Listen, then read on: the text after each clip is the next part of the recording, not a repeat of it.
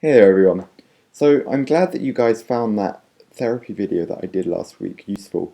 I certainly didn't know that there were many different kinds of therapy, and it's just important to let you guys know of the different kinds of therapy because many people just think that therapy is about sitting in a room and talking about your problems and nothing else. And I suppose like the TV shows aren't very good with that kind of thing because that's all they literally show about therapy. And a lot of people get their information from TV shows, not as in they go and research TV shows, but they watch a TV show and they think, oh, that's what it's like. So after that video, I got a message from one of you guys, basically saying, what's the point? Um, I'm stuck here. There's nothing that I can do about it. Everything's bad, and basically, what's the point? So yeah, I, I there was a time when I felt like that because you're so engrossed in the eating disorder. The eating disorder's got a firm hold of you, and you just like you can't see the good in life, and you just kind of go with whatever the eating disorder tells you to do because that's what you're being told to do, and it does happen. The important thing, and what I want to talk to you guys about in this video, is about seeing the forest from the trees. And what I mean by that is the eating disorder forces you to look about the individual things in life. And in general, it makes it a very negativistic experience. It focuses on all the bad things that happen, which reinforces your eating disorder behaviors because you seek comfort in it. It makes you feel better about the negative things that are going on in your life. And yeah, one of the most important things that I did was think about the things that I wanted to achieve in my life so that when I get over my eating disorder, I have them there and I can work towards them. And these are things that I knew that I couldn't do if the eating disorder had a firm hold of me. Most of them were an impossibility. And the main one is I want to become a doctor, and I want to become a good doctor, not just an ordinary doctor. And yeah, sure, you can get through medical school if you have an eating disorder. There are many people that do. But from what I've seen, and I mean, I do get quite a few messages from medical students. They are struggling, and they are struggling to keep up with all the work, and they're struggling to make the commitments of clinical school because you have to be in there at 7:30 in the morning. You leave there at, I don't know, 5:30, 6 o'clock at night. And if you have not eaten anything, you can't get through this. Believe it, you can't.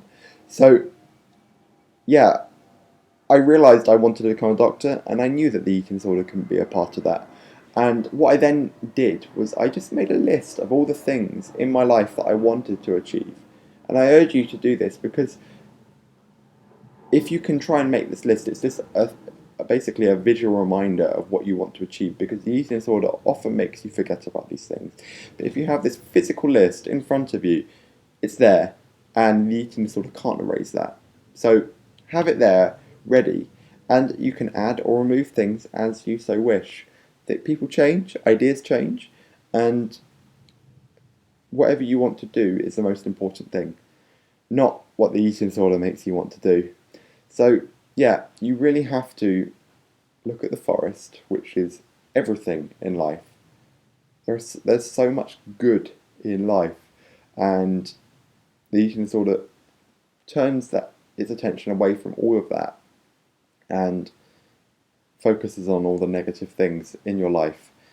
So, you've got the list. Now, what can you do to help motivate you through this? Well, again, look at the forest. If you can try and formulate a list of all the good things that are happening in your life, do it.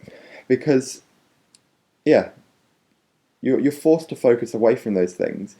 And I understand that it will be very difficult at first to try and make this list because you don't really have anything that comes to mind initially.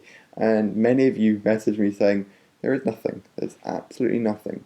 But then I talk to you about these things, and sometimes I have to physically think about all the things and ask them if they take any joy in it, whether it be school, whether it be going at their family, their friend groups, and oftentimes they then say, "Oh yeah, I've got that," and I don't really think anything of it.